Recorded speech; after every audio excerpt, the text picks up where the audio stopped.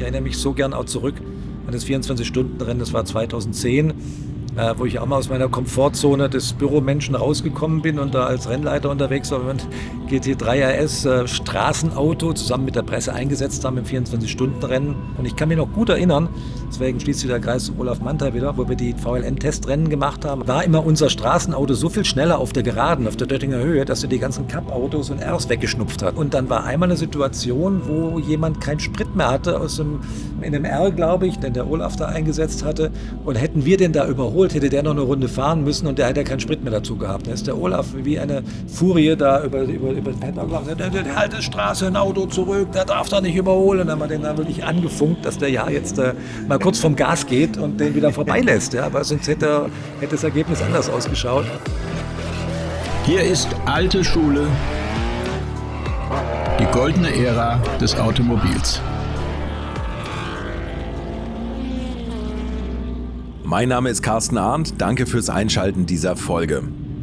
Wir müssen über Manthey reden, beziehungsweise über die zwei harmlos klingenden Buchstaben MR.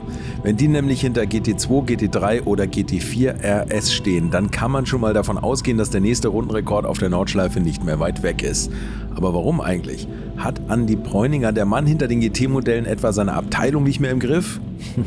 Was ich einmal mit einem Augenzwinkern ihm gegenüber geäußert habe, hat jetzt diese Folge nach sich gezogen. Ich wollte ja schon immer mal etwas mit den Räderbrüdern Niki und Martin machen, die Olaf Manthey einst als Wunschnachfolger für seinen Rennstall auserkoren hatte.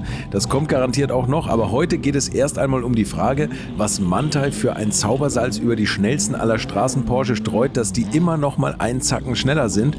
Und da freue ich mich, dass der Podcast hochkarätig besetzt ist. Niki Räder zusammen mit seinem Bruder, Geschäftsführer von Manthey, und Andi Preuninger, den ihr ja schon aus der alten Schule kennt.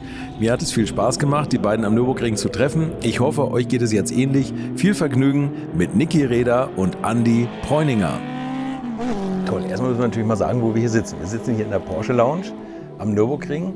Und am Nürburgring gibt es natürlich einige Firmen, die ganz interessant sind. Und jetzt bin ich mega froh, dass wir uns endlich mal kennenlernen. Niki Räder von Manthey Racing und ein alter Bekannter hier bei mir im Podcast, Andi Preuninger. So, und wie kommt ihr jetzt zusammen? Also erstmal müssen wir jetzt mal gucken, wie das alles bei euch entstanden ist. Da machen wir, glaube ich, nochmal einen extra Podcast, wie ihr überhaupt zur Rennerei gekommen seid. Aber Porsche ist ja jetzt euer Hauptthema und natürlich auch Anteilseigner bei euch. Wie seid ihr zu Porsche gekommen? Ja, im Grunde genommen sind wir ja 2013 als Räder Motorsport mit Manthey fusioniert. Und wir als Räder waren eigentlich sehr, sehr markenoffen. Wir hatten zwar auch mal einen Porsche, einen Recaro Porsche, kennen vielleicht auch noch die einen oder anderen, ist jetzt auch 20 Jahre her, unser erster Gesamtsieg hier am Nürburgring, und hatten aber die verschiedensten Marken und sind dann, wie gesagt, das ist eine Geschichte für sich, wie das alles passiert ist, sind dann aber 2013 mit Manthey fusioniert. Mein Bruder und ich haben jeweils 20%, also 40%, Porsche hat 51%, die Porsche von Olaf gekauft hat, der aber immer noch 9% hat und immer noch als Berater dabei ist und auch im Board dabei ist. Und so waren wir dann bei Porsche. Das war natürlich immer unser Traum, irgendwie nah an irgendeinen Hersteller ranzukommen. Das hat nie geklappt. Eigentlich war das auch alles belegt aus unserer Sicht. Wir waren mal nah bei Audi, aber da wären wir in Nummer 4 gewesen oder so. Und so waren wir dann natürlich mit Manthey, mit Olaf auf einmal in einer Position bei Porsche, wo wir so nicht gerechnet haben. Und so sind wir dann zu Porsche gekommen. Und aus heutiger Sicht vielleicht Glück, dass ihr nicht bei Audi gelandet seid. Das ist ja auch kundensportmäßig jetzt eher finster geworden. Ein Riesenglück, aber ich sage immer, es ist wichtig, fleißig zu sein, aber ohne Glück nutzt das nichts. Ne? Wir haben da sehr, sehr viel Glück gehabt. Wir waren auch zum richtigen Zeitpunkt. Also es gab da so Fenster, wo das funktioniert hat. Also als wir das angefangen haben, haben wir gesagt, okay, der Olaf muss die 51% verkaufen. Das war auch seine Rente irgendwo. Und dann war die Frage, ein Privatinvestor, weil ich sag mal, in unserer Szene ist es schon möglich, Privatinvestoren zu finden, aber mein Bruder und ich, wir wollten das eigentlich nicht, weil man gesagt hat, ist man von einer Person abhängig, die das vielleicht so aus Hobby macht. Und wir haben schon die Riesenchancen mit Porsche gesehen, ne? Und gerade auch damals schon in dem Straßenbereich. Motorsport ist ja eigentlich einfach, also Motorsport ist nicht einfach, aber die Straße ist halt viel komplexer und hat viel mehr Sachen, wo man aufpassen muss, an die man sich halten kann. Aber irgendwie, wir hatten es ja immer kombiniert, also auch Räder Motorsport war Renneinsätze und Straßentuning, aber immer kein klassisches Tuning, sondern wir haben immer Autos auf die Rennstrecke optimiert. Sportauto waren wir immer sehr nah, hatten wir als Räder Motorsport immer schon Tests. Und das hat uns auch mit dem Olaf eigentlich zusammengebracht. Und der Olaf hatte ja auch den Motorsport, den Werkssport, Kundensport und dann diese Straßensache. Also Olaf hat das ja schon immer gemacht. Es gab ja wahnsinnig viele Themen für die Straßenautos vom Olaf. Ich weiß gar nicht, wie der das alles hingekriegt hat. Jetzt war das früher auch einfacher, muss man sagen. Also einfacher in der Art und Weise, dass die Autos hatten mehr Luft. Die Sachen waren grundrobuster. Heute ist alles auf den Punkt ausgelegt. Ne? Da lässt nicht einer freiwillig Luft. Ne? Ich kriege vom Andi da nichts geschenkt, ne? dass er da irgendwas offen lässt. Und das war früher sicherlich einfacher. Auch die Zulassungsthemen waren einfacher. Aber so waren wir beide, Motorsport und Straße. Und dadurch, dass wir Performance immer auf Nummer 1 stellen, ja, also wir sagen auch heute noch, es gibt nichts, was das Auto nicht irgendwo schneller macht. Also wir machen kein Bling-Bling, das ist auch absolute Firmenphilosophie. Der Olaf ist noch weitergegangen, der hat dann noch Leuten die Sachen auch einfach nicht verkauft, wenn er meinte, die können damit nicht umgehen. Ne? Also der hat die dann, also nur Geld war dem Olaf dann nicht genug, sondern wenn er meinte, er kann das nicht adäquat bewegen, sein Produkt, oder er versteht das nicht, dann hat er das auch nicht gekriegt. Ne? Super sympathisch. Andi, das macht ihr heute auch so, dass nicht jeder eure Autos bekommt, aber das wird anders handverlesen, oder? Also, Nee, also da müssen wir erstmal mit dem Vorurteil aufräumen. Das ist vielleicht auch eine ganz gute Plattform dafür. Wir sind in der glücklichen Lage aktuell, dass unsere Fahrzeuge, also die GT-Fahrzeuge, die ich das Vergnügen habe zu steuern, dass sie sehr gut ankommen draußen, dass wir meistens wirklich einen deutlichen Überhang an Nachfrage haben gegenüber der Menge, die wir produzieren können, wo wir uns Mühe geben, wirklich uns da deutlich zu steigern von Generation zu Generation Fahrzeugen. Das tun wir auch. Aber die Verteilung, die jetzt stattfindet in den Märkten draußen, die Märkten sind ja bei uns eigenständige Unternehmensteile beziehungsweise eigenständige Firmen, unabhängig sozusagen. Also die lassen sich da auch ungern reinregeln. Also die Märkte entscheiden schon selber und dadurch die Händler, wer in der Kundschaft ein Auto bekommt, da sind wir gar nicht involviert. Also wir werden immer natürlich angeklagt von den Kunden, warum kriege ich kein Auto? Und man hilft dann natürlich auch gerne so gut man kann und hat auch alles Verständnis der Welt, aber es ist natürlich schon so, dass wir uns da eigentlich raushalten und das Marktsache. Also Porsche Deutschland entscheidet es, Porsche Amerika und die ganzen Märkte, die wir haben. Wir von der Mutter können nur dafür Sorge tragen, dass wir wirklich mit jeder Generation dann doch deutlich größere Mengen an Autos bereitstellen und dann schauen, dass wir halt möglichst alle bedienen können irgendwann. Ja. Und dass ihr es dem Niki noch schwerer macht von Generation zu Generation. Wie seid denn ihr das erste Mal zusammengekommen? Oder wo es war ganz witzig, er hat es ja schon erzählt, der Olaf hat ja schon lange Zeit, ich mache das ja schon seit über 20 Jahren jetzt den Job und habe das auch so ein bisschen beäugt, was der Olaf da so macht hier am Nürburgring oben mit seinen Tuning-Kits. Das waren ja wirklich Oldschool-Tuning-Kits, Entschuldigung. Und das hat man sich dann natürlich schon abends mal angeguckt und ich kann mir da gut erinnern, dass einer unserer Entwicklungsvorstände mal Interesse hatte an so einem RS-Motor, der vom Olaf Manthey gemacht worden ist, war irgend so eine Absprache beim Rennen, dass komm, machen wir mal so einen Motor. Ist ja auch super und schick und ich durfte das Auto dann auch mal fahren und das war dann in irgendwie ein 4, irgendwas Liter, Niki, hilf mir, 4,5 oder 4,4? Nee, es gab 4,2 und 4,4. Das war halt so eine Art Tuning, das war, wie ich dazu stehe. Also ich war da auch offen dafür und dachte, würde ich gerne mal bewegen, wie fährt sich sowas, war so enttäuscht von dem Motor, weil der hat mordsmäßig geschoben um die Mitte rum, also Drehmoment gehabt und dann oben rum in den Hochdrehzahlregion hat er mich enttäuscht und gerade das muss ein GT3-Motor können. Also ich war da persönlich nicht so begeistert und das erste Treffen zwischen mir und dem Niki, das war ganz lustig, bin ich mal hochgefahren und habe dann gesagt, mit dem muss ich jetzt mal reden, was die da für Kits verkaufen und so. Irgendwie ist es ja geschäftsschädigend. Also mir hat es nicht gefallen, gebe ich offen zu. Und unsere erste Begegnung war dann etwas frostig, kann mich erinnern. Der erste Satz, den der Andi zu mir gesagt hat, wir kannten uns ja gar nicht, ne? Der Olaf war bekannt und wir waren ja da neu und dann, ich glaube, das war dann auch schon 2015 oder 2016 muss das gewesen sein, also weil wir auch gesagt haben, mit Straße, das machen wir jetzt mal langsam, ne? weil es kam und die ganze Abgasthematik kam hoch und auch vielleicht so Motoren, mein Bruder und ich, wir waren nie Motorenleute in dem Sinne und eher Fahrdynamik und den Rest vom Auto. Was vielleicht so ein bisschen Glück war, weil die Luft in den Saugmotor jetzt anzupacken, das ist natürlich ein Wahnsinn. Der Olaf hat das gemacht und mit den alten Motoren ging das vielleicht noch, aber jetzt zu sagen, ich mache eine Hubraumerweiterung. Völlig andere Gesetzesgrundlagen damals, da konnten wir sowas machen. Aber jetzt finde ich nett, dass du ablenkst, aber ich gebe es offen zu. Ich habe dann auch wirklich ich habe das Erste, was ich gesagt habe, war nicht negativ. Der erste Satz war, ich finde das scheiße, was ihr macht. Das erste war, mein Gott, habt ihr schönes Wetter in der Eifel? Ich finde es scheiße, was ihr macht. Es war komplett auf diesen einen Tuning-Kit vom Motor bezogen und das war wahrscheinlich der 5. Satz und nicht der erste. Aber es stimmt. Ja. Also ich habe da schon eindeutig auch gesagt, das gefällt mir nicht.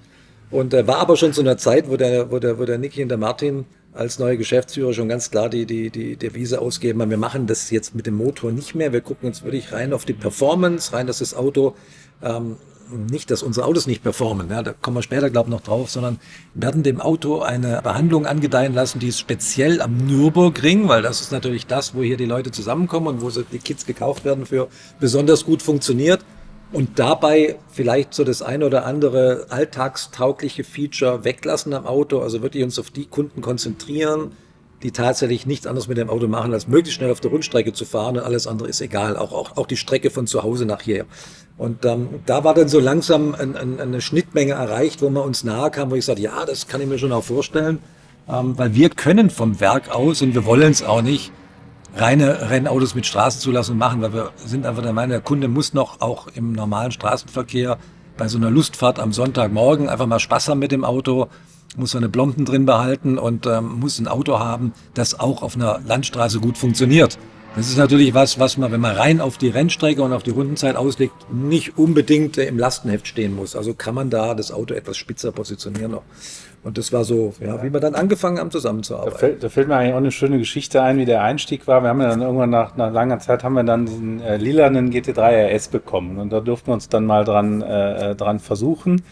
Dann haben wir ein bisschen Aero gemacht, Dämpfer, Fahrwerk-Setup und eigentlich das, was wir heute auch noch machen, aber viel weniger aufwendig, als das jetzt heute ist, obwohl es ja auch erst 7, 8 Jahre her ist. Und dann waren wir im Kleinkurs Hockenheim 2,8 Sekunden schneller als das Basisauto. Und dann war es ja mit Sturz und hin und her und es war warm. Und dann kam der Holger Bartels an. Dann haben wir gesagt, wir machen nochmal einen Vergleich. Und dann standen wir da, dann kommt der Holger Bartels an.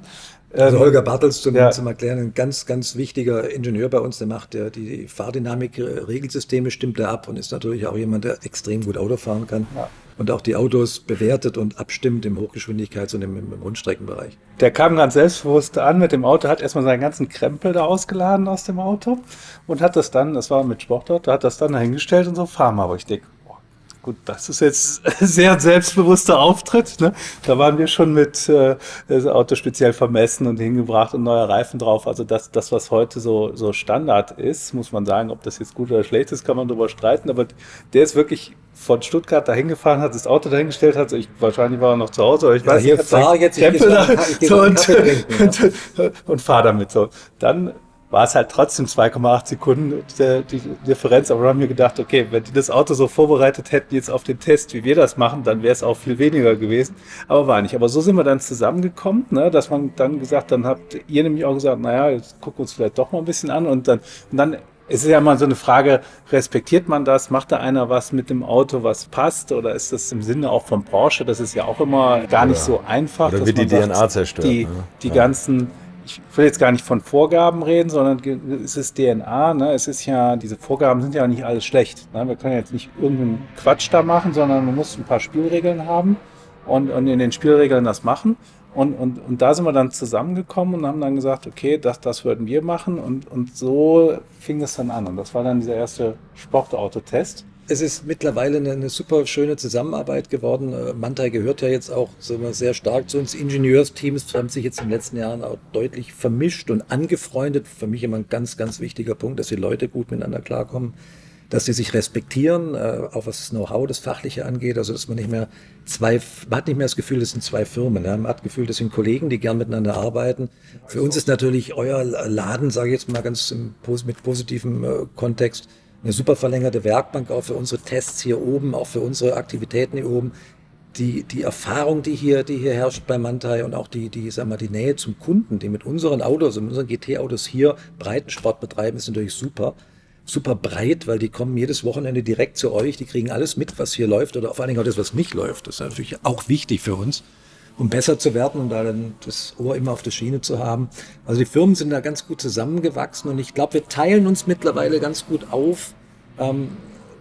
sieht man auch an den Kits, die wir haben. Also wenn man GT3, das ist schon mal der High Performance 911er überhaupt mit Rundstreckenambitionen. Da gibt es den RS noch oben drauf, für die noch mehr auf der Rundstrecke an Performance haben wollen, die auch wirklich dann auch, wissen wir aus den ganzen Umfragen, sehr stark auch, sag mal, an den Wochenenden auf den Track Days primär unterwegs sind. Die machen das nicht nur als Nebenhobby, die sind da schon ernsthaft unterwegs und sind oft auf der Rennstrecke und denen ist auch dieses Performing auf der Rundstrecke sehr wichtig.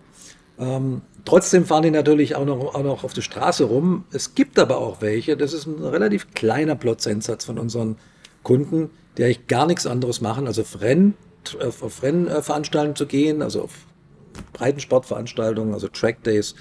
Ja, aber das Auto ja am Nürburgring parken, Dem Performance, dem Auto alles unterordnen. Ja. Die wollen zwar das Nummernschild drauf behalten, wollen street legal unterwegs sein, aber denen ist es eigentlich relativ schnuppe, sage ich mal auf Saloppdeutsch, ob das Auto jetzt auf der Autobahn noch mit 300 ordentlich bewegbar ist, ja, weil das machen sie eh nicht. Ja, und wollen dann halt eine sehr extreme Auslegung, die jetzt 100% alles rausholt, was auf der Nordschleife möglich ist. Und da kommen natürlich die Fachleute hier ganz klar mit ihrer Erfahrung ins Spiel, haben da tolle Vorschläge gemacht und ja, so hat sich da dieser MR-Kit entwickelt, der halt dann nochmal 2-3 Sekunden je nach Auto, manchmal auch noch ein bisschen mehr, je nachdem wie ernst wir es meinen mit den schnellen Runden auf der Nordschleife, rausholen und das natürlich dem Kunden auch anbieten wollen. Insofern ist es eine super Ergänzung, auf jeden Fall in eine extreme Richtung, die dem Produkt auch gut tut und da ist auch gar keine Konkurrenz, denke da im Sinne von, ja, jetzt kommen die schnellen Autos hier vom Nürburgring oder jetzt wird es auch noch vertrieben von uns über die Porsche-Händler, was ja toll ist, dann können wir das natürlich einer größeren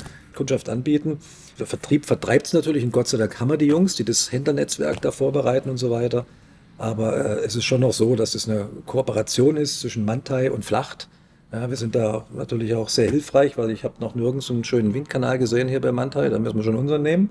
Und auch unser Know-how mit unseren Leuten, die auch die Straßenautos machen, das ist eine Kooperation. Das schaffen wir nicht. Ne? Und ein zusätzliches Angebot, was auch sehr gut angenommen wird draußen.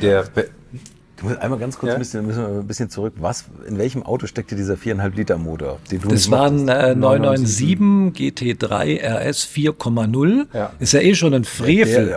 Ein Auto, ein limitiertes Auto, den Motor rauszureißen und da andere Kolben reinzumachen und sich dann einzubilden, das wäre ein besserer Motor.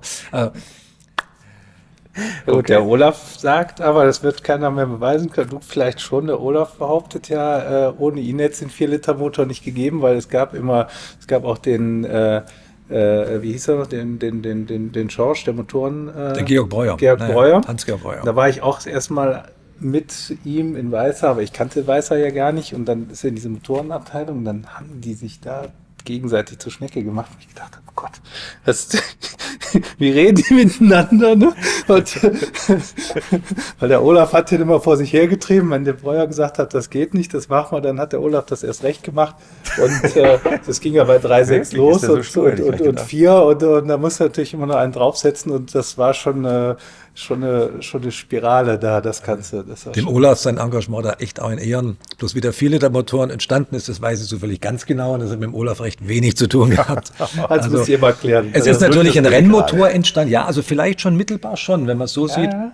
Wir haben ja eigentlich den R-Motor, den Motorsportmotor auf 4 Liter hochgebracht und da ist natürlich schon auch der treibende Kraft der Olaf gewesen, dem Hans-Georg Breuer. Das meint er auch nicht. Klar zu machen, dass wir da schon noch mit einer 102 mm Bohrung leben könnten und dass es geht und da hat man das aber nicht so richtig glauben wollen. Er hat es dann auch einfach gemacht. Ne? Genau, und dann haben wir es auch ausprobiert und dann plötzlich, wo das geklappt hat und wunderbar war, bin ich nämlich zum HG Breuer gesagt, sag mal, den Motor, den brauche ich aber fürs Straßenauto auch. Den musst du ja so zum Brennen kriegen, dass der auch so mit den Emissionen klarkommt. Probier mal, lass mal so einen Motor in irgendein Auto bauen. Und damals haben wir dann den ersten 4-Liter-Motor in einen schmalen GT3 gebaut, ja, in einen 997 GT3. Es war ein totaler Sleeper, war dunkelblau Metallic, völlig unschuldiges Auto und der ging wie die Hölle. Das war unglaublich und dann haben wir gesagt, sowas können wir der Menschheit nicht vorenthalten. Wir brauchen hier ein Sondermodell mit diesem Motor. Also insofern nimm's zurück. Hat der Olaf ganz eine Initialarbeit vielleicht schon gemacht dazu. Ja, das meint er aber auch. Ne? Und genau das, er hat es dann immer gemacht und er hat dann ein wahnsinniges Gefühl für auch immer gehabt, ne?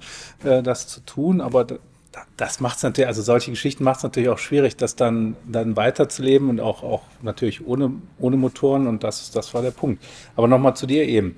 Wir haben ja mit den GT-Autos eine Wahnsinnsbasis. Die ist, hier unter uns sehen wir überall Rennautos, das ist ja dieses Thema vom Motorsport zur Straße, das erzählt ja jeder und jeder schreibt es irgendwo drauf und jeder Tuner nennt sich Motorsport, ne?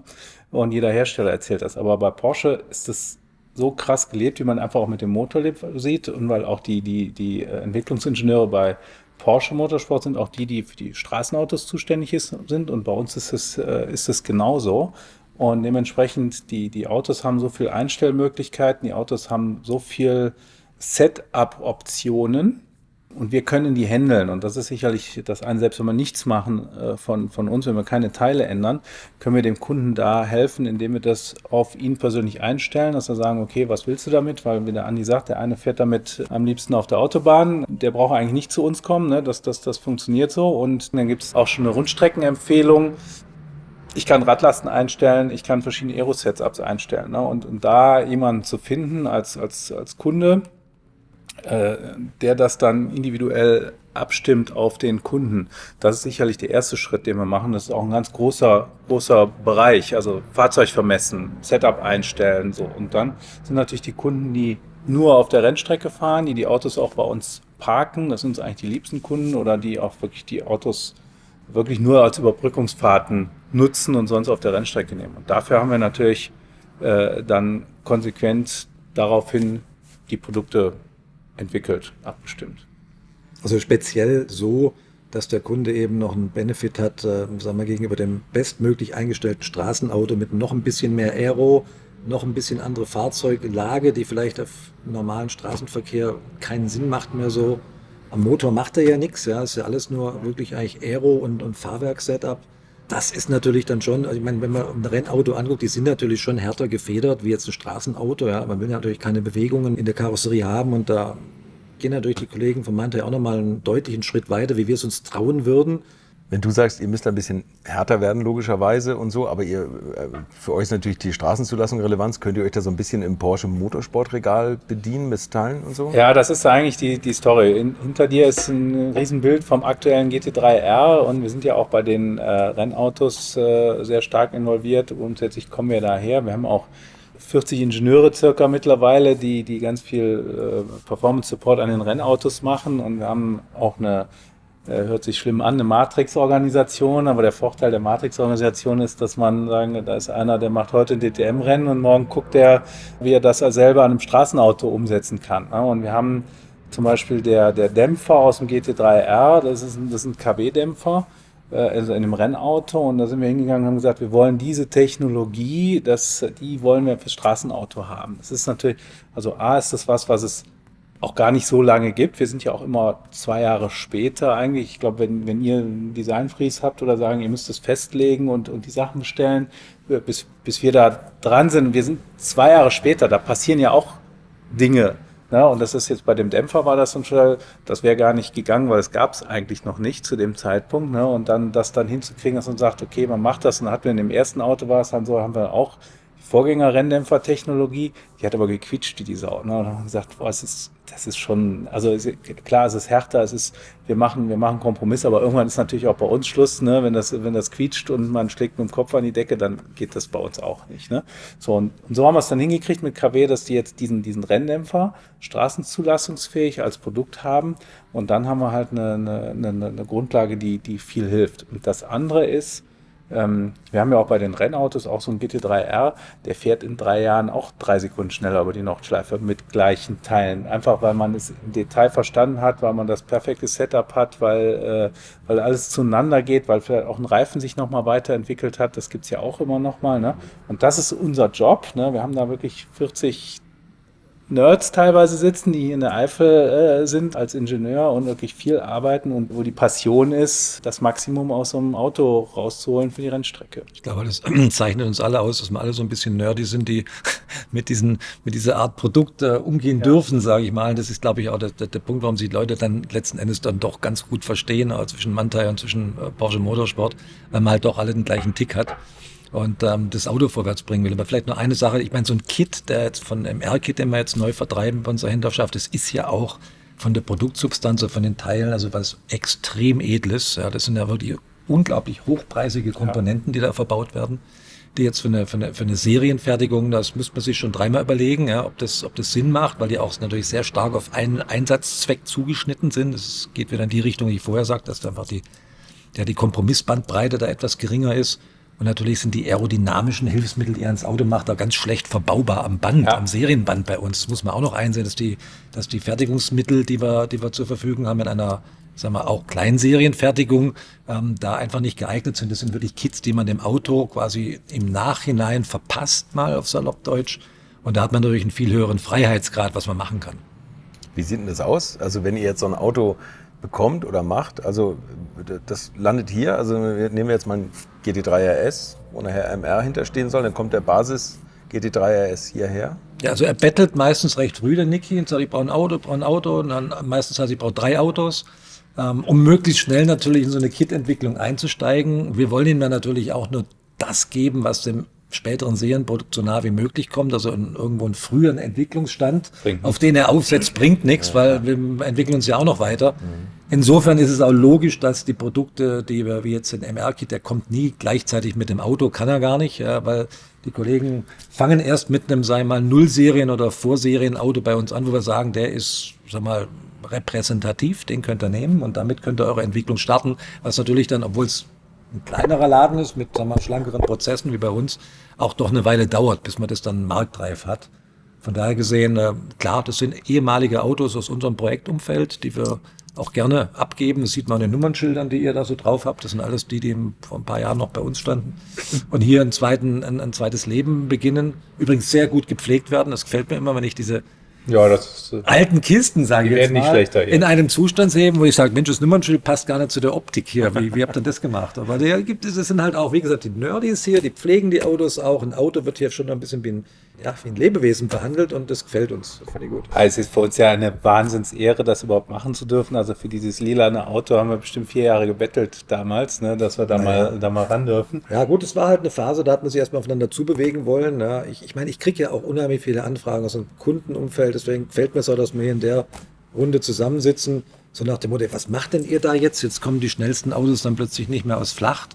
Doch, kommen sie schon, ja, aber weil, wie gesagt, Manthey und Flacht, wir sind irgendwo eine Einheit, wir sind verbandelt, die Kollegen arbeiten miteinander, aber wir haben jetzt einfach noch eine zusätzliche weitere Zündstufe im Programm für die kompletten Hardcore-Gaskranken, das sage ich jetzt im vollkommen positiven Sinne, weil das sind wir ja alle, denen wir damit eben dann noch die Chance geben, noch ein Stück weiterzukommen und das natürlich uns als Unternehmen gemeinsam auch die Chance gibt, bei dem Wettbewerb, der nun mal da ist, um die Nordschleife rum, immer dann noch mal einen nachlegen zu können. Ich erinnere mich gut, der erste GT2 RS MR-Kit, also der MR-Kit überhaupt. Das hießen damals MR-Kit, jetzt heißen die Manthey-Kit. Ja, Manthey, das hat auch so eine, MR. Genau, das war aber Mister in Amerika, also das ist kompliziert. Wir sagen auch immer noch MR-Kit, aber mittlerweile, also damals, der hieß auch GT2 RS MR, auch ein bisschen holprig, ne?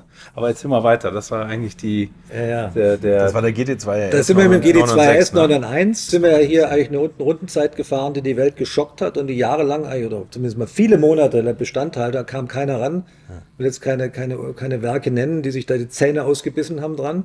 Irgendwann, und wir haben es ja immer mitbekommen, weil die Slots, wo wir diese Rekordrunden oder diese schnellen Runden fahren, man hat ja meistens nicht den ganzen Tag Zeit, sondern teilt sich das ja auf oder sieht, dass irgendwo am Ende von den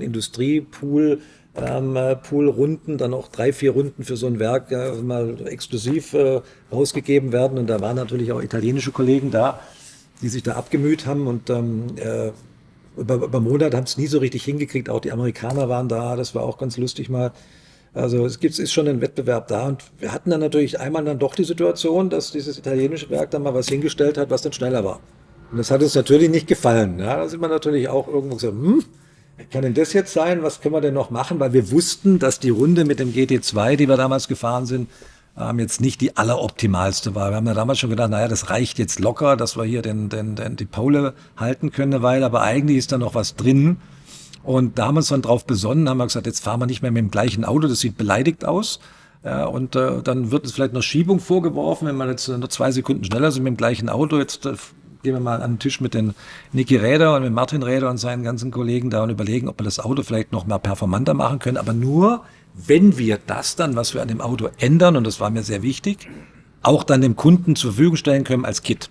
So ist diese Idee entstanden, wir haben gebrainstormt, was können wir denn in dem Auto noch machen? Und da hatten die Kollegen ein paar Ideen. Ja, aber man muss auch zugeben, es sind jetzt nicht nur unsere Ideen. Ne? Also wir haben dann All-In gemacht eigentlich, jeder hat seine Sachen reingeschmissen und dann kommt eigentlich natürlich der Punkt, wo man sagt, jetzt vielleicht bei dem Rad, was wir jetzt für den GT3 haben, da sind wir zum BBS gegangen, haben gesagt, mach alles, was dir einfällt, was das leichter macht, was das steifer macht. Es ist egal, wie das aussieht und es ist egal, wie lange die Fräse läuft. Ne? Und das ist so ein bisschen der Ansatz. Und das war auch mit dem Aerodynamiker bei euch. Dann haben wir auch gesagt, dann hat er gesagt, ja, nee, aber diese Radkappen zum Beispiel, ne? Das ist nicht unsere Idee. Ne?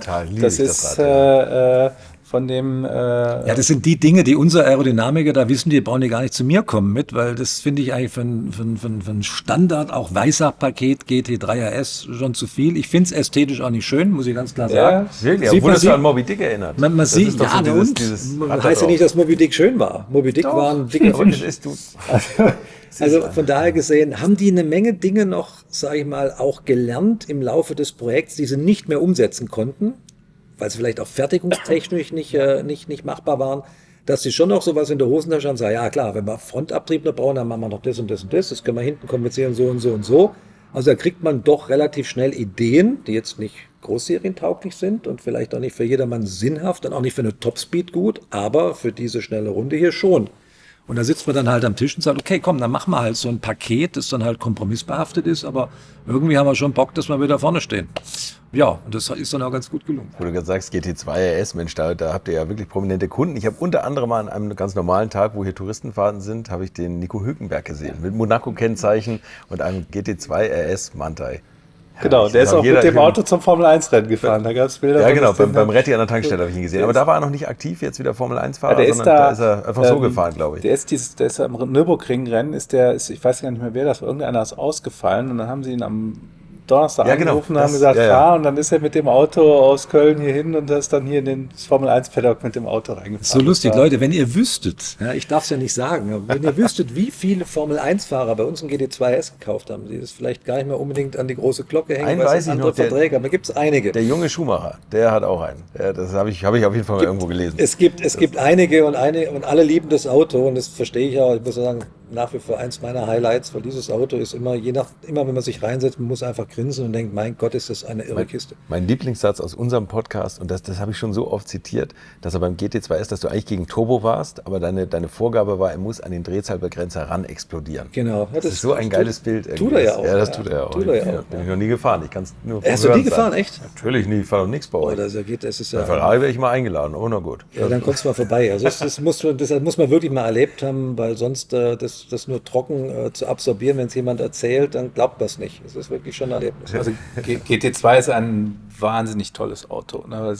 Eigentlich ist es ja nur ein 911er mit Heckmotor, aber das ist so souverän von allem und selbst mit dem, was wir noch gemacht haben, also das Auto beeindruckt jeden. Ich habe auch einen Nicht-Porsche-Werksfahrer, den wir immer mal fahren lassen, der sagt, er überlegt, er hat es nicht gekauft, ne, aber er hat gesagt, ich überlege, ob es kaufen. Er wäre ja viel gefahren, Formel 1 Autos, Gruppe C und das. Aber das wäre jetzt wirklich was ihm nochmal richtig Spaß machen würde. Ne? Und das ist das, wo man sagt, man hat mit dem Auto begeistert. Also ich kenne keinen, den das Auto nicht begeistert, weil das ist so rund, trotz der vielen Leistungen, so souverän und mit Sound. Es ist nicht zu laut, aber es ist absolut mein Favorit. Genau, also und alle, die da draußen, die zuhören und die einen haben, bitte nicht auf die verwegene Idee kommen, den jemals verkaufen zu wollen. Ja, wenn doch, bitte bei mir melden. Ja, genau.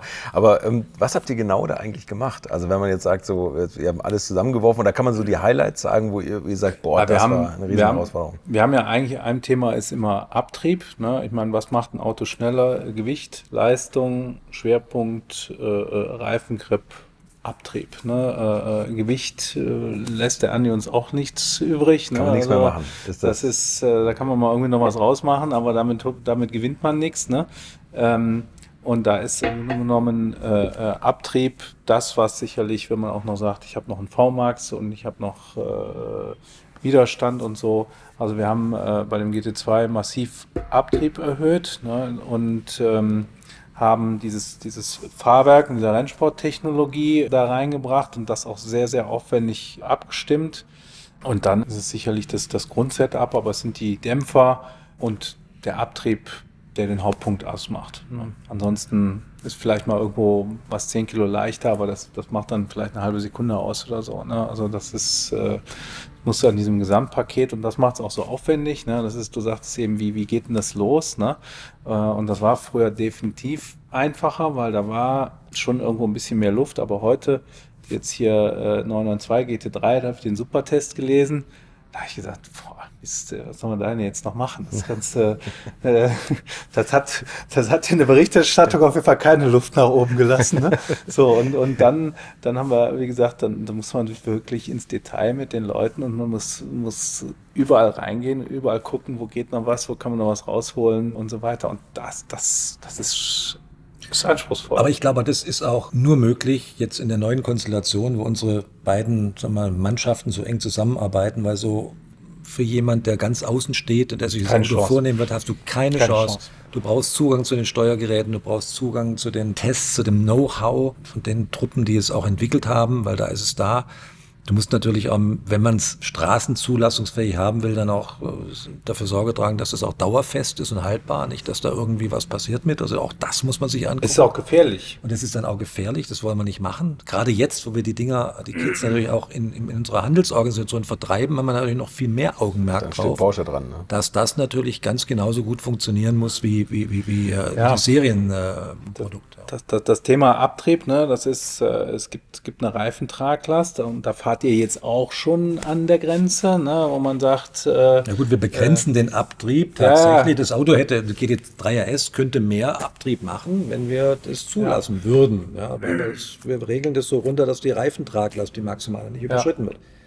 Ja, und da gibt es einen Sturz. Ne? Ein Sturz ist auch mal ein einfaches Mittel, um ein Auto schneller zu machen. Aber wenn ich den Sturz hochhebe, hält der Reifen noch weniger lange. Ne? Und jetzt glücklicherweise ein großer Vorteil der GT-Fahrzeuge sind die großen Räder. Das haben viele glücklicherweise nicht verstanden. Und bis das einer umgesetzt hat, das dauert 10 Jahre, weil das muss ganz lange vorher festgelegt werden. Ne? Und durch diese großen Räder haben wir viel Robustheit in dem Auto und die Autos können dadurch auch über längere Zeit fahren, weil wir würden uns eigentlich wünschen, dass man sagt, wenn so ein Auto getestet wird, dass man sagt, man fährt nicht eine Peak-Runde, weil das schaffen viele, das geht auf so einem Reifen immer noch, ne?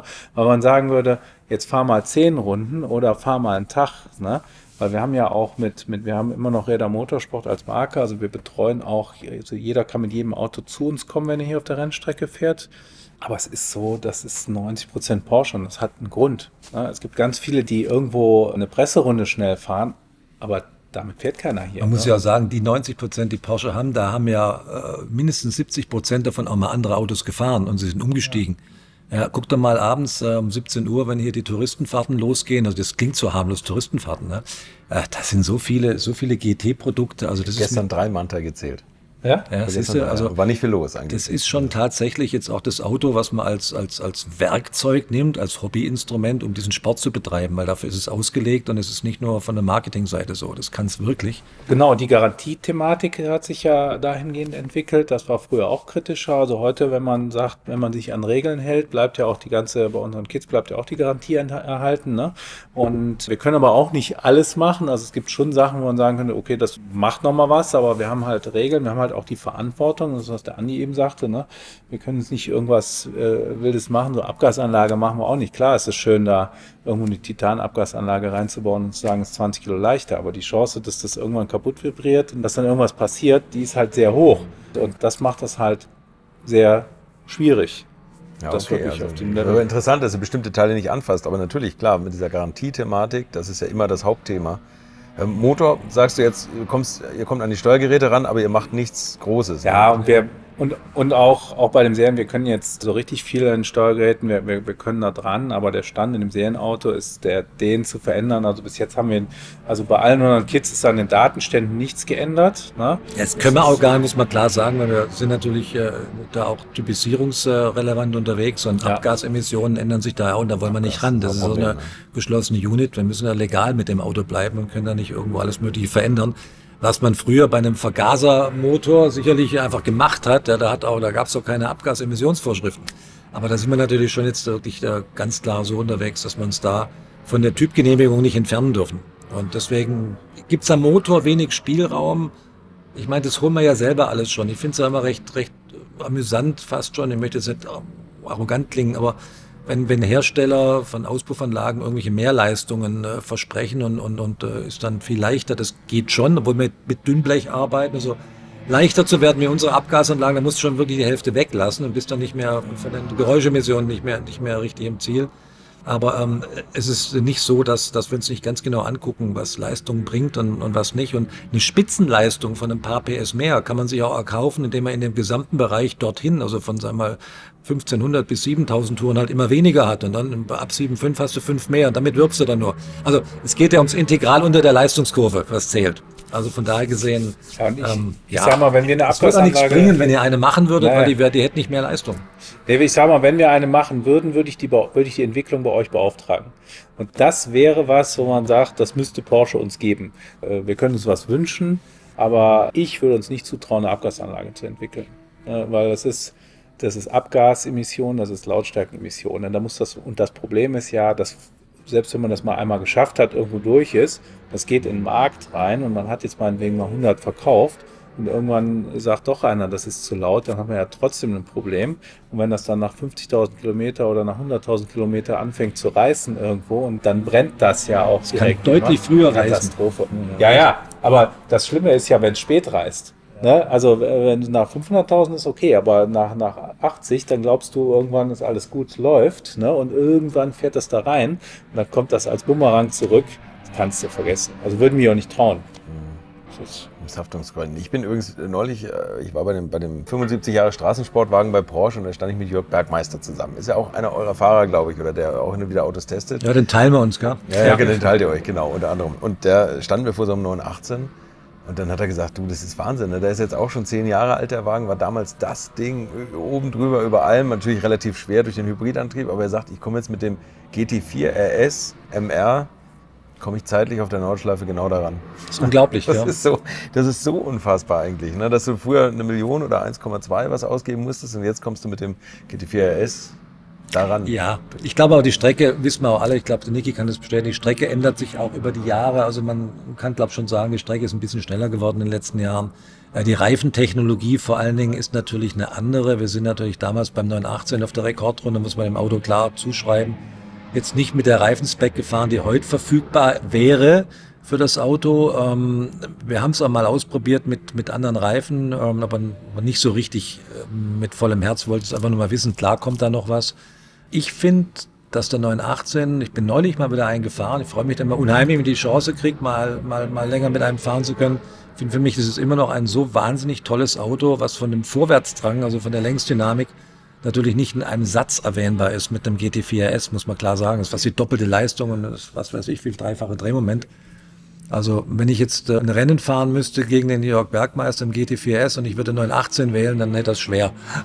Also es ist halt einfach Dampf, die Kiste. Ja. Also, aber es ist schon richtig, da hat sich einiges getan in den letzten Jahren und ja, wir nähern uns da wahrscheinlich asymptotisch an dem physikalisch Möglichen an jetzt.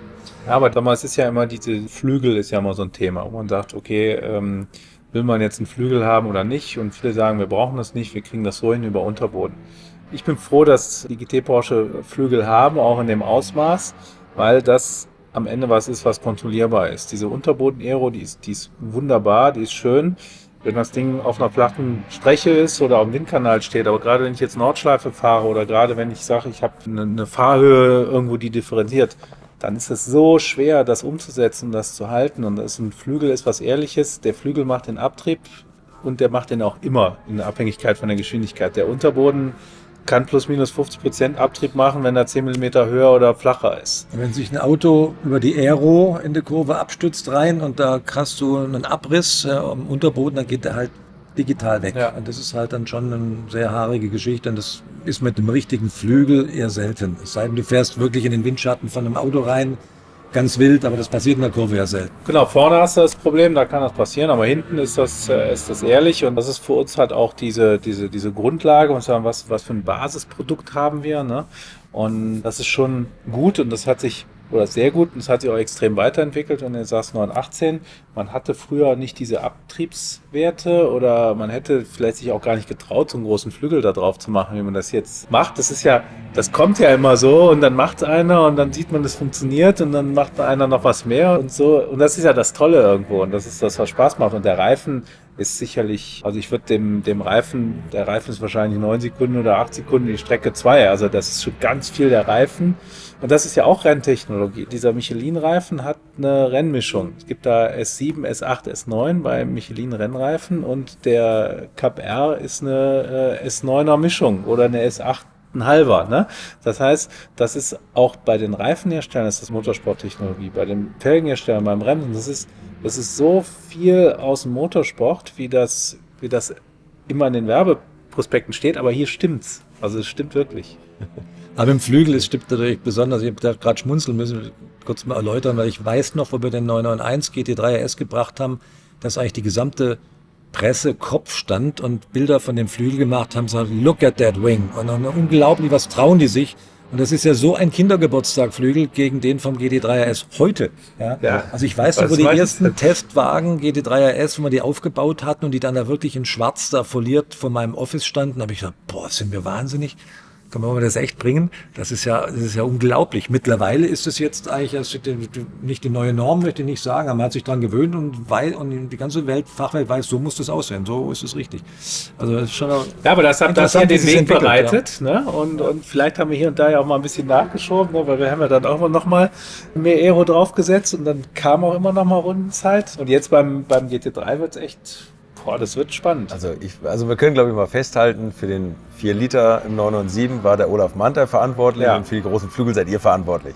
Wobei ich aber ganz klar sagen muss zum Thema Olaf Mantei, falls es vorher falsch rüberkam mit dem Motor, ja, also das habe ich völligen Respekt, was der da gemacht hat. Und ich verehre den Olaf Mantei absolut total. Ich glaube, ich habe ein sehr gutes Verhältnis mit ihm jedes Mal, wenn ich ihn sehe. 24-Stunden-Rennen, freue mich total und rede gern mit ihm und ich erinnere mich so gern auch zurück an das 24-Stunden-Rennen, das war 2010. Wo ich auch mal aus meiner Komfortzone des Büromenschen rausgekommen bin und da als Rennleiter unterwegs war, wenn GT3 RS Straßenauto zusammen mit der Presse eingesetzt haben im 24-Stunden-Rennen.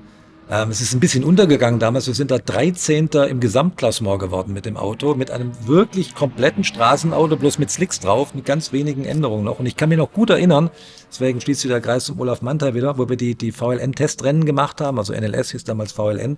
Musste man ja mehrere Rennen vorher bestreiten. Dann war immer unser Straßenauto so viel schneller auf der Geraden, auf der Döttinger Höhe, dass er die ganzen Cup-Autos und Rs weggeschnupft hat. Ja, der ist da an den Rennautos vorbei und dann war einmal eine Situation, wo jemand keinen Sprit mehr hatte in dem R, glaube ich, den der Olaf da eingesetzt hatte. Und hätten wir den da überholt, hätte der noch eine Runde fahren müssen und der hätte keinen Sprit mehr dazu gehabt. Da ist der Olaf wie eine Furie da über den Paddock gelaufen. Der hält die Straße, ein Auto zurück, der darf da nicht überholen. Und dann haben wir den da wirklich angefunkt, dass der jetzt mal kurz vom Gas geht und den wieder vorbeilässt, ja, weil sonst hätte das Ergebnis anders ausgeschaut. Und das war eine ganz nette Anekdote, weil wir totgelacht haben noch im Nachhinein, aber das war schon ganz lustig, dass die Straßenjungs da mal ein bisschen mitgemischt haben. Und wie gesagt, ja, Olaf Mantei, super, auch was er mit dem Motor gemacht hat, meine persönliche Meinung muss da gar nicht so viel zählen. Der Wurm soll ja den Fisch schmecken und nicht dem Angler, also der hat halt auf Drehmoment gebaut, für die Sonntagsracer sozusagen. Fährt Olaf die Autos auch noch? Ja, das Problem ist, dass die Autos ja auch alle so teuer sind und man muss ja, wir haben die meisten Autos verkauft. Wir haben kein Museum in dem Sinne, wo man sagt, das sind Autos von damals. Ne? Also wenn die Gelegenheit hat, es gibt natürlich ein paar Kunden, die sich immer freuen, wenn er mal fährt, dann fährt er die. Er fährt auch noch viel. Also ich meine, so Abstimmung sicher nicht mehr, aber nochmal so eine Endabnahme, sagt man. Ja, wir haben ihn mal mit allen Autos fahren lassen. Ne? Das war auch sehr spannend für uns. Der Christoph Breuer fährt die Autos, stimmt ja, macht ja immer die Grundabstimmung und dann sind eigentlich immer die Werksfahrer prädestiniert, die eigentlich die Straßenautos machen, aber es haben viel mit dem Lars Kern gemacht, ne? Mit dem Jörg, der Kevin fährt immer mal oder auch mit Richard Lietz oder so, ne? Dass man sagt, die fahren auch normal und das ist dann immer so ein bisschen für den Christoph dann die Challenge, ne? Sagen die das Gleiche und passt das oder kommt da noch mal was? Und dann ist beim Christoph sicherlich der Vorteil, dass er sehr den Kunden kennt und auch extrem gut abstimmen kann. Der wird zwar die letzten 2-3 Sekunden, die fehlen ihm dann, aber da kommt es ja gar nicht drauf an. Aber er fährt auf so einem hohen Niveau, dass das sehr gut abstimmen kann. Also, weil da braucht man auch jemand, der das fühlt, der das kann. Und dann kommt irgendwann halt ein Werksfahrer und der Lars sagt immer, wenn der Christoph sagt, das ist gut, dann setzt er sich blind rein und fährt schnell. Das stimmt. Also die zwei sind da ganz ähnlich und wir setzen zum Beispiel Christoph Breuer, um es mal zu erläutern, ist euer Hauptversuchsfahrer, wenn ich es mal so sagen darf, der auch mit den Entwicklungen von den Kids sehr stark beteiligt ist, der unheimlich viel Kundenkontakt hat, auch weiß, was draußen läuft, selber auf 24-Stunden-Rennen fährt, also ein ganz begnadeter Fahrer, sehr, sagen wir vom Fahrstil dem Lars Kern, der bei uns die auch sehr viel ins Steuer greift, der ähnelt, die verstehen sich auch gut, die zwei, und wir lassen auch den Christoph Breuer in unseren Entwicklungsprojekten, komme ich auch hinzu, sag mal, kannst du mal fahren, sag mal deine Meinung. Ja, also da tauscht man sich dann schon aus und bedient sich an einem ähnlichen Fahrerpool, der die Autos mit der Brille des Kunden bewertet, weil die ist die wichtige. Ja. Weil der Rennfahrer ist natürlich schon dann immer einer, der fährt dann gern von oben, sag ich mal, von oberhalb des Limits, fängt das Auto wieder ein und bewegt sich an dieser Grenze entlang, und so an Christoph Breuer und ein Lars Kern fährt eher weicher, fährt eher, also vielleicht ein bisschen kundennäher, sage ich mal, eher vom Limit von unten kommend. Ja. Der Rennfahrer ist halt Profi, der fängt das Auto wieder ab, ja, und fährt halt vielleicht noch ein bisschen härter mit dem Material, weil das halt so ist und auch so sein muss, auch gut ist. Wir müssen beide Fahrertypen im Auto haben, und wenn die gleich schnell sind ungefähr, dann wissen wir, haben wir es richtig gemacht, weil dann kann das Auto beide Fahrstile. Und ich bin ein bisschen abgeschweift, aber... Ja, der Christoph ist Geschäftsbereichsleiter Straße bei uns. Ne? Der ist auch mit Geschäftsführern im PSZ, was wir seit 2018 haben, und macht da einen relativ großen Bereich und hat halt unter sich auch die Kids, aber auch die ganzen Kunden. Ne? Und die Kunden kennen ihn auch, und wir achten halt darauf, dass die Leute, die bei uns vor Kunde sind, auch das Produkt verstehen und auch das wir haben auch Michael Grassel, der kann dann auch mal, wenn der Lars war letztens auf einer Porsche-Veranstaltung, wurde abgezogen, weil er, ich glaube 917 sollte er fahren oder irgendwas, aber er konnte nicht, und dann hieß es, okay, dann macht der Michael Grassel die Taxifahrten, ne, und der ist eigentlich der Verkäufer, aber der kann halt auch die Taxifahrten machen. Generalisten sind wichtig. Und das ist, wir brauchen halt Leute, die das Produkt verstanden haben, weil unsere Kunden haben ja auch viel Ahnung. Ne? Das ist ja das Hobby unserer Kunden, und die kennen sich wirklich aus, und wenn dann, das war für mich immer so furchtbar, wenn ich in ein Autohaus gegangen bin und dann hat man mit dem Verkäufer gesprochen und nach 2 Sätzen haben wir festgestellt, der hat auf jeden Fall keine Ahnung von dem Produkt, ne? Und das darf nicht passieren bei uns. Ne? Das ist vor allem das Schöne an Manthey, die Kompetenz, was GT-Autos angeht, hier am Ring. Also es ist ja auch wirklich, ist ja die Anlaufstelle dann auch für all die mal ein Problem haben, Reifen kaufen wollen, Bremsbeläge brauchen, auch die jetzt kein von euch verändertes Auto haben, höchstens eins, was ihr einstellt. Also da habt ihr extrem viel Insight, und ihr seid ja auch offizieller Servicestützpunkt jetzt von Porsche. Ja, es ist ja nicht so, dass das irgendwo so geworden ist aus Zufall. Ihr seid ja wirklich offiziell, entitled hier mit dem. Ja, wir machen auch einen Nordschleifen-Notdienst. Ne? Das heißt, wenn irgendeiner ein Problem auf der Nordschleife hat, dann helfen wir dem. Wir haben eigentlich immer alles an Sportreifen da, und wenn dann einer mit dem AMG kommt, dann kriegt er auch einen Reifen von uns. Mein Gott, seid ihr großzügig. Ja. So muss das sein. Ja. Wenn ich jetzt bei euch so einen GT3 bestelle oder haben möchte, kann ich mit meinem eigenen GT3 RS kommen und ihr baut den um, oder wie sieht das eigentlich aus? Kriegt ihr den hierher geliefert an den Ring und baut den hier um, oder liefert ihr Teile nach Flacht? Den kann theoretisch jedes Porsche-Zentrum umbauen. Das ist was, wo wir gerade bei sind, das aufzubauen. Und das ist vielleicht auch ganz interessant. Ich hatte ja eben gesagt, diese Setup-Möglichkeiten von so einem Auto. Man redet da über 1 Millimeter Fahrhöhe und einen Klick am Dämpfer und 2/10 Sturz und hast nicht gesehen. Ne? Das ist, wenn man das nicht ernst nimmt und nicht verstanden hat und auch nicht die Tools hat, um das einzustellen, kann man eigentlich unser Produkt auch nicht, nutzt das nichts. Ne?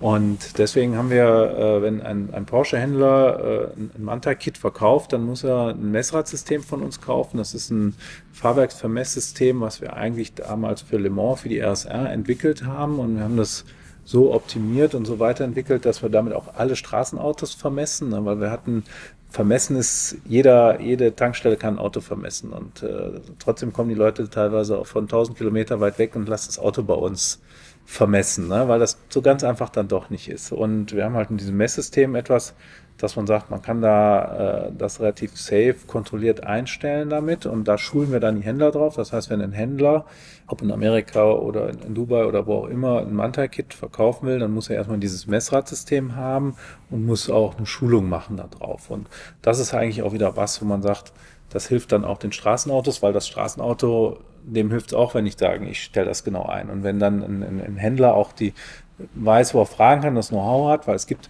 eine Rundstreckenbroschüre in allen Autos vom Andi, aber das ist... das kratzt nur an der Oberfläche. Ja, also das ist natürlich schon eine ganz andere Nummer dann. Ja, aber das zu erklären und das zu verstehen, das ist halt nicht so ganz einfach und das haben wir uns auch ein bisschen zur Aufgabe gemacht, da zu sagen, weil jetzt kann nicht jeder nach Neusbad kommen. Das ist ja auch der Sinn, warum wir jetzt hier von Porsche selber den Vertrieb entschieden haben zu übernehmen, auch in verschiedenen Märkten und dann natürlich unsere so leistungsstarke Vertriebsorganisation, mit denen Manthey da zusammengearbeitet hat oder zusammenarbeitet, mit einsetzt, die helfen, diese Produkte dem Markt verständlich zu machen, den Händlern verständlich zu machen, dass er auch umgehen kann damit, weil er sagt völlig richtig, wenn du kannst viele Teile an ein Auto bringen, wenn du nicht genau weißt, wie du die einstellen musst, dann hast du ein schlechteres Auto wie vorher. Also muss da natürlich auch das Know-how mitgeliefert werden zu der Befähigung, so überhaupt oder solche Teile oder solche Kits verkaufen zu können. Aber so erreichen wir natürlich viel mehr Märkte, als wenn jetzt jeder hier nach Neustadt kommen müsste. Und das wird sich natürlich dann nur auf den deutschen Markt beschränken. Und das wollen wir nicht. Dann beschweren sich die Amis natürlich, ich will das auch haben. Und da müssen wir natürlich gucken, dass wir denen auch gerecht werden. Aber hier macht ihr was Tolles. Hier bringt ihr auch Kunden so ein bisschen Fahren bei, oder?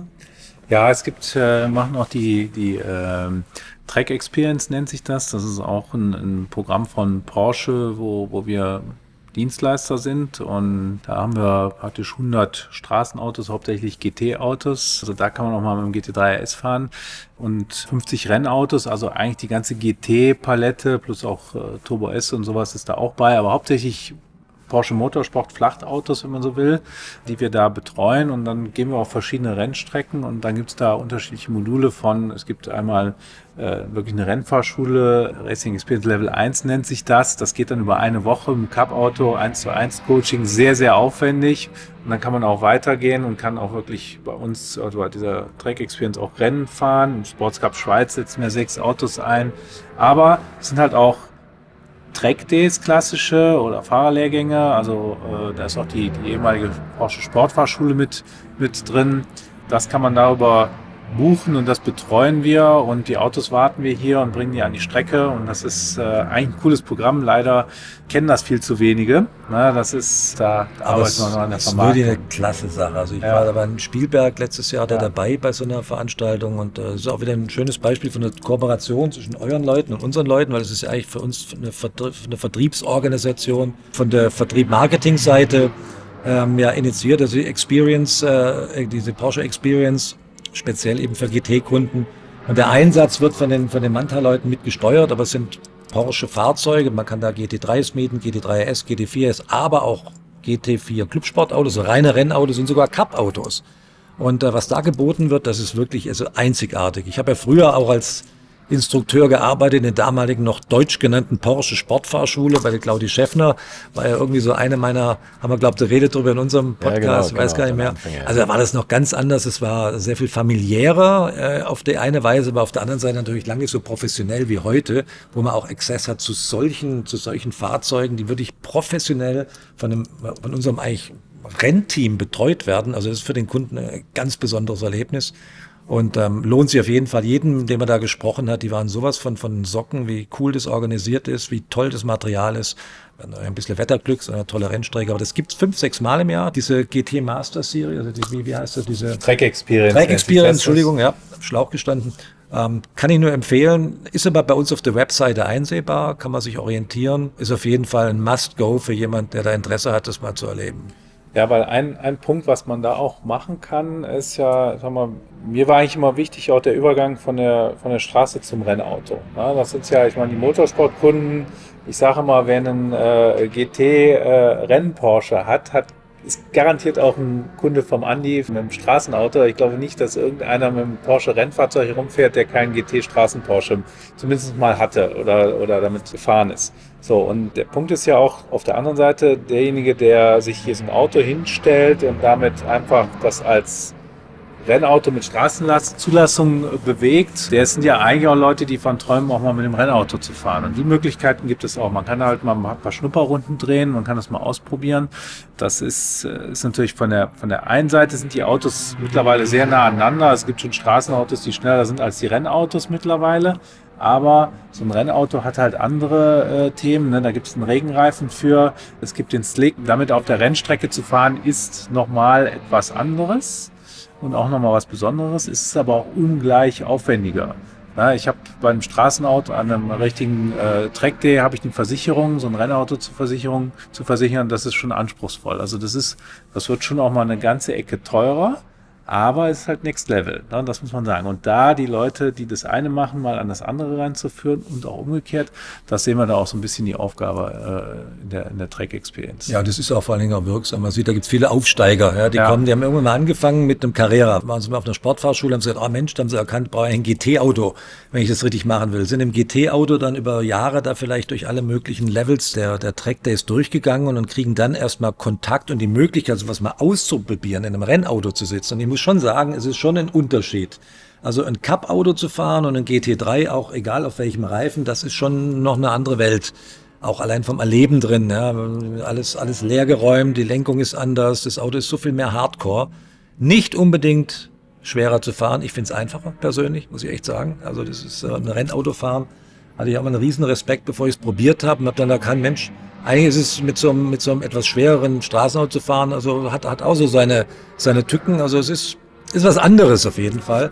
Und da haben wir durchaus auch schon Leute erlebt, die da so dann, sagen wir mal, Feuer gefangen haben, dass sie sich dann auch ein Auto gekauft haben. Also ich sagte mir, ich möchte es all the way machen, ich fahre dann mit dem Hänger hierher. Es sind natürlich wenige, weil es ist schon schön, wenn man mit dem eigenen Auto zurückfahren kann, aber diesen Step-Up kann man da sehr, sehr gut beleuchten für sich selber.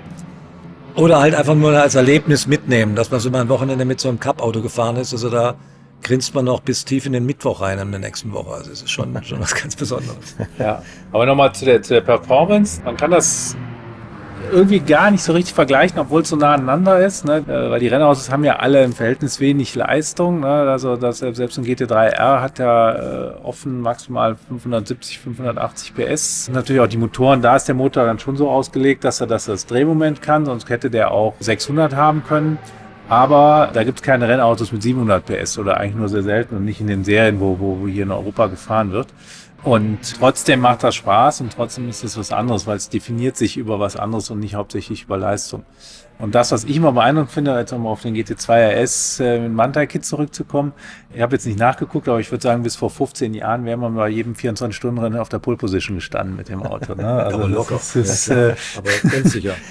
Ganz sicher, ja.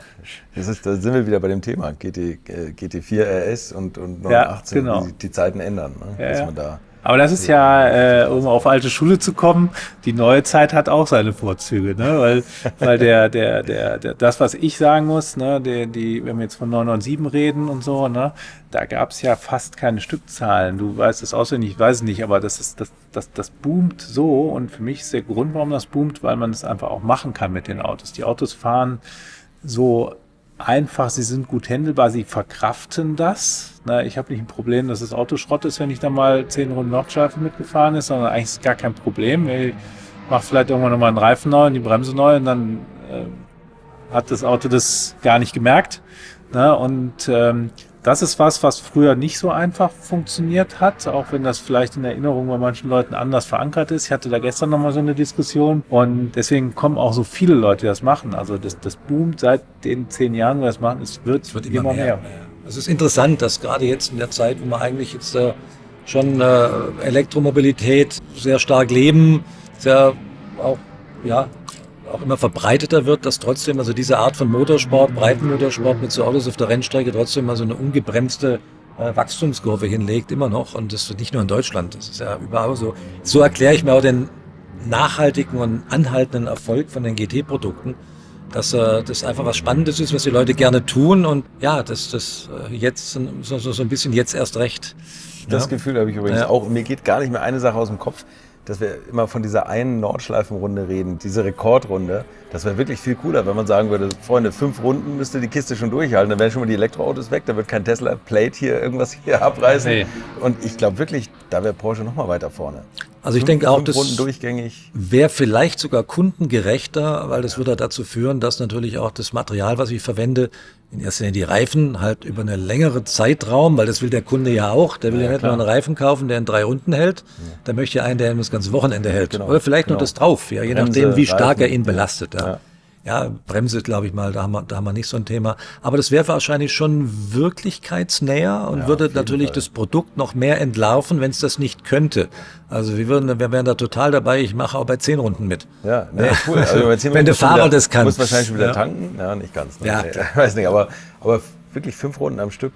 Das wäre eine coole Geschichte. Und dann die Durchschnittsrunde oder die schnellste zählt dann davor. Ja, oder halt alle Runden und angucken, da sieht man ja auch, geht das hoch oder runter oder wo ist der Peak oder Durchschnitt. Ja, das wäre definitiv eine gute Nummer.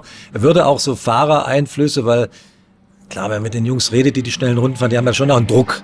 Ja, und dann so ein kleiner Patzer hat jeder mal in der Runde. Man kann es ja in den Onboard-Videos auch sehen, wo dann die Fahrer selber sagen, vielleicht bevor man es selber erkennen würde, da hätte ich so und so, das wäre noch 2 Zehntel gewesen oder so. Und es gibt fast keine Runde, wo das nicht so ist. Die optimale Runde, speziell hier, das ist eine lange Runde, gibt's eigentlich nicht. Und selbst Timo Bernhard von seiner 19-Runde, dass da ein Fehler drin war. Die Jungs sind auch furchtbar selbstkritisch. Das finde ich auch cool irgendwo. Die will jeder natürlich das Beste geben. Aber das wäre bei einer 5-Runden-Geschichte, wird sich das auch viel besser irgendwo verschleifen. Ja. Mega, ja. Dann wäre es nicht eine Runde, jetzt muss ich alles geben, sondern ich fahre jetzt mal 5 schnelle am Stück. Da arbeiten wir jetzt darauf hin, oder? Da teilst du dich auch anders selber ein. Der neue Maßstab. Da fangen wir jetzt mal mit an. Okay.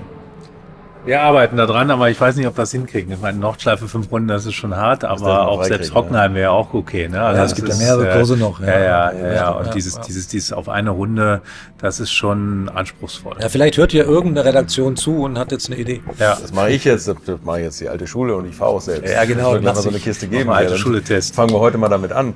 Sag mal, wie liegen wir eigentlich preislich bei euren Kids?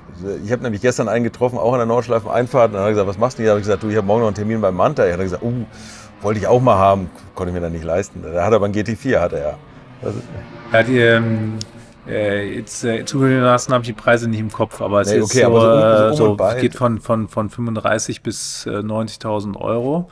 Wir gucken natürlich. Wir reden über Aufpreise, nicht über Aufpreise. Glücklicherweise haben wir jetzt auch festgestellt, dass die im Gebrauch dann auch den Wert nicht verlieren. Das ist immer das Schöne bei Porsche, was man da reinsteckt, kriegt man auch wieder raus. Das war ja für uns auch wichtig, ne? Und deswegen ist natürlich auch diese Porsche, das geht auch nur mit der Porsche-Nähe. Ne? Nach diesem Interview steigen sie noch mehr an.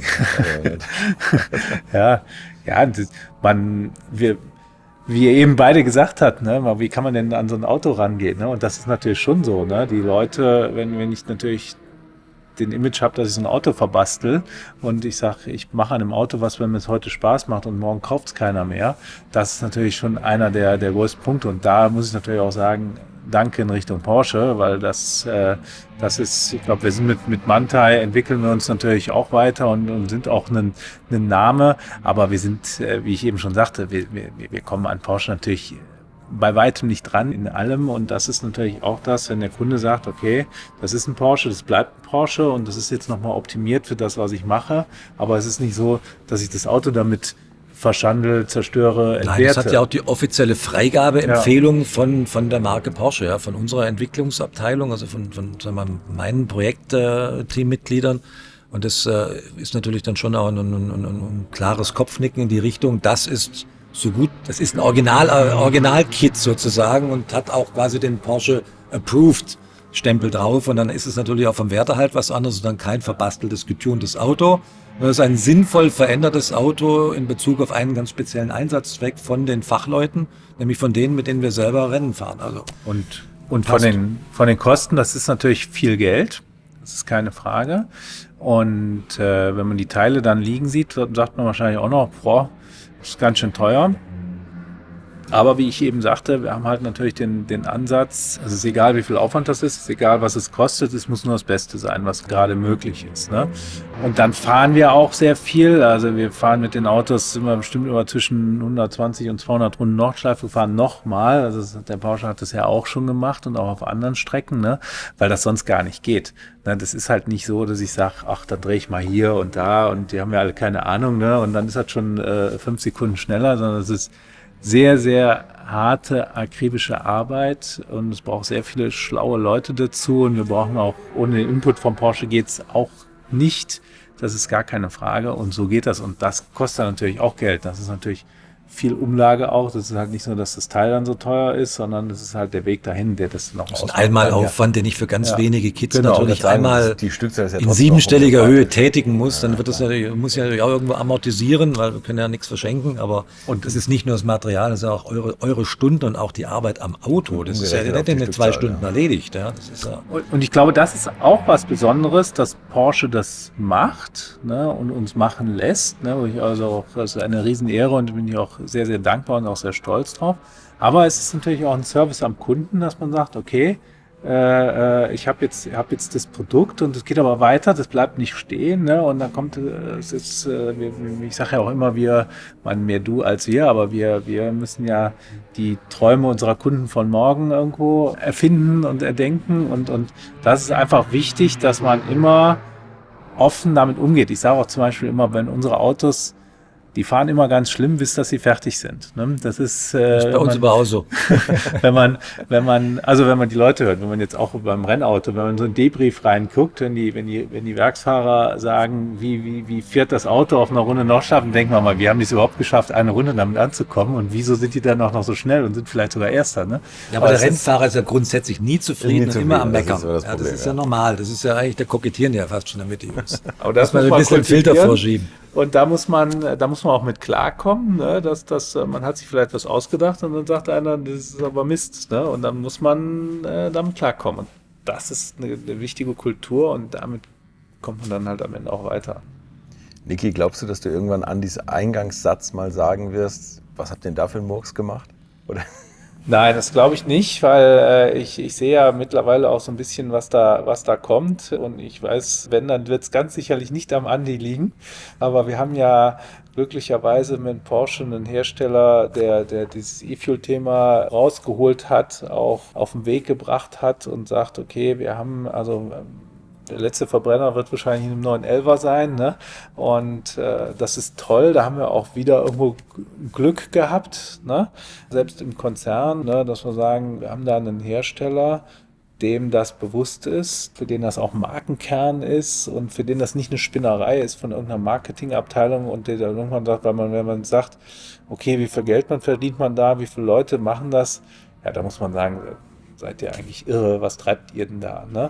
Wenn man mal sagt, man sieht das sportlich, ne? Man will sich gegenseitig pushen und man will sich da weiterentwickeln, dann ist es cool, dass man das machen darf. Und da bin ich sehr froh und glücklich und auch sehr dankbar drüber und das ist was Besonderes. Also wir werden es dir in Zukunft auch nicht leicht machen. Also das ist auch vielleicht so ein Thema, was man ab und zu mal hört, so in den Foren und so, stimmt aber nicht. Wir lassen jetzt nicht extra Luft, damit Niki mit seinem Mann es beim MR-Paket etwas einfacher hat. Man muss nur ein GT3 RS angucken jetzt, dann kann man sich schon denken, wie unruhig die Kollegen jetzt schlafen und überlegen, wie sie das Ding schneller machen sollen. Also das ist definitiv nicht der Fall.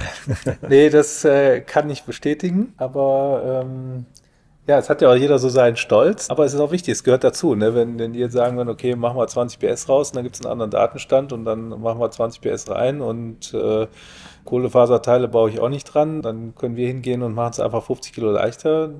Also so einfach ist das nicht. Da müssten wir uns einen anderen Hersteller suchen. Not gonna happen. Also ich bin gespannt, was da in Zukunft noch kommt. Ich finde das sensationell. Jetzt ist natürlich jetzt gerade Ruhe. Mit Beginn des Interviews hat Ducati ja einen Trackday gestartet und das war die Musik, die wir im Hintergrund hören durften, teilweise. Aber mein Gott, wie laut Motorräder das eigentlich. Unglaublich, wir sitzen hier im 5. Stock, wirklich weit oben alle drüber. Fenster zu. Gar nicht, alles zu. Ja, also ich habe immer so ein bisschen herausgeguckt und habe so, also ich finde ja immer echt spannend, wie die fahren.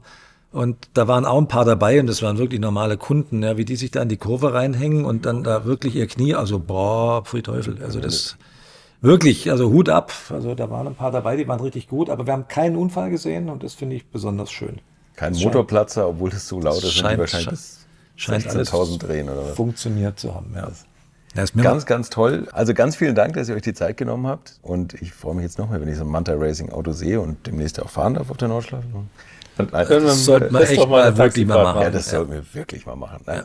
Okay, jetzt müssen wir die berühmte letzte 50-Liter-Frage, die muss ich natürlich auch hier stellen. Ne? Die letzten 50 Liter Sprit, wir sprechen uns ja wahrscheinlich nochmal wieder mit deinem Bruder zusammen, aber auf welcher Strecke und in welchem Auto würdest du die verfahren? GT2 RS mit Manta-Kit auf der Nordschleife. Das wäre aber dann ein kurzes Vergnügen. Das stimmt. Schafft man damit eine Runde, ja. Ja, man schafft auch Was habe ich denn damals da gesagt? Ich weiß es gar nicht. Ja, jetzt musst du auch den. Hab ich das auch aber gesagt? ohne Manta Racing. Du warst zu stolz. Ja, natürlich ohne Manta Racing. Ja, es ist auch bestimmt keine schlechte Wahl. Ich hätte da mittlerweile wahrscheinlich, würde ich mir es ein bisschen mehr einteilen, dann wird woanders hingehen, aber wenn du ja schon auf der Nordschleife rumfährst, dann stellen wir uns schon nicht im Weg.